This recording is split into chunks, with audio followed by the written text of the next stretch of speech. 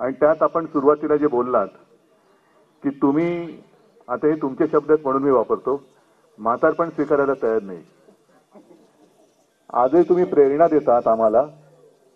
माझं मत आहे प्रेरणा कधीच म्हातारी होऊ शकत नाही.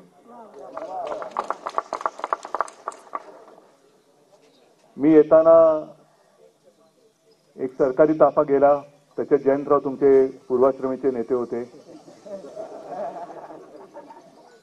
महत्वाचा मुद्दा काय की जिंकलेले सुद्धा इथे येत आहेत आणि आम्ही हरलेले सुद्धा इथे येतोय. थोडक्यामध्ये या निकालावरती ना हरलेल्यांचा विश्वास आहे ना जिंकलेल्यांचा विश्वास आहे. जिंकले ते विचार करतात त्यांना धक्का आहे आपण जिंकलो कसा, आणि आम्ही हरलो आम्हाला धक्का बसला आम्ही हरलो कसा.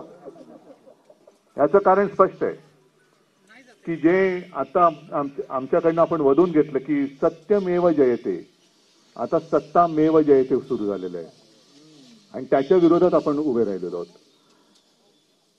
ठीक आहे, आत्ताची सुरुवात आहे. या एवढ्याशा आंदोलनाने काय होणार असं जर कोणाला वाटत असेल तर वणवा पेटवायला एक ठिणगी फक्त कारणीभूत असते, ती ठिणगी आज पडलेली आहे. पैशाचा अमाप वापर झाला हे आपल्याही कानावरती आलं. आमच्यापैकी काहींनी, म्हणजे सगळ्यांनी तो व्हिडिओ तर बघितलाच विनोद तावडेंचा, योजनांचा भरपूर पडणारा पाऊस पाहिला. थोडक्यात काय केलं या सरकारने, योजनांचा अनेस्थिसिया देऊन आपलं सत्तेचं ऑपरेशन पूर्ण केलं. महत्वाचा मुद्दा हा असा एक नाही आहेत, अनेक मुद्दे आहेत. त्यातला ईव्हीएम हा एक महत्वाचा मुद्दा आहेच. आणि म्हणून मी मगाचा जो उल्लेख केला की जिंकलेले सुद्धा हरल्यासारखे येतात आणि हरलेले सुद्धा जिंकल्यासारखे इथे येत आहेत, याला एक कारण नक्कीच ईव्हीएम आहे. एक साधा प्रश्न माझा असा आहे, जयंतराव आपण तो मुद्दा घ्यायला पाहिजे.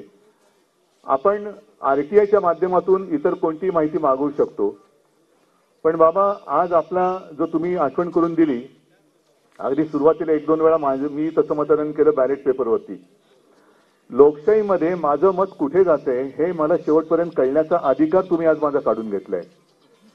मग कोणीतरी म्हणाल की तिकडे तुम्हाला ती रिसिप्ट दिसत नाही का? रिसिप्ट दिसते, बरोबर आहे. मग ती रिसिप्ट दिसल्यानंतर किंवा काय त्याला म्हणायचं व्हीव्हीपॅटवरची, ती दिसल्यानंतर जेव्हा आम्ही पुन्हा फेर मतमोजणीची मागणी करतो तेव्हा ती मोजली का नाही जात? मग